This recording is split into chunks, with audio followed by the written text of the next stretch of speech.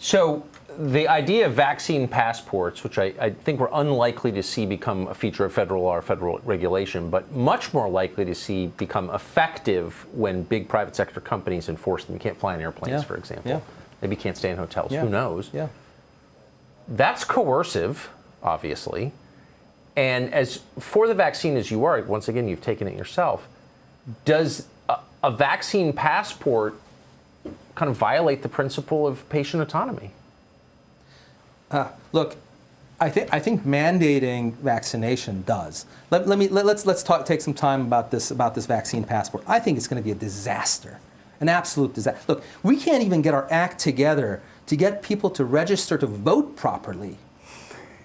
Good point. Let me ask you a question. Who do you think's going to get excluded from this vaccine passport? It's not going to be the nice people in Naples, Florida, or Newtown, PA. No.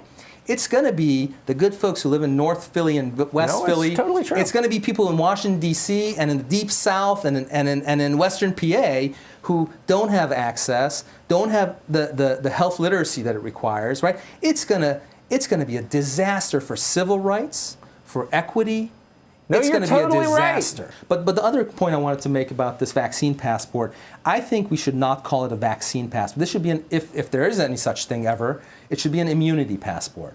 So in other words, if you've had a natural infection and you can demonstrate that you have IgG levels in your blood that are protective, or if you've been vaccinated, you should get this thing, whatever this thing is going to be, right? I don't agree with this thing ever coming into existence, but if it's going to come into existence, it should not be a vaccine passport. It should be an immunity passport. So if my brother-in-law or my sister ended up getting COVID, and I can show you that they have 85 to 90 times the level of antibody off baseline, they're immune.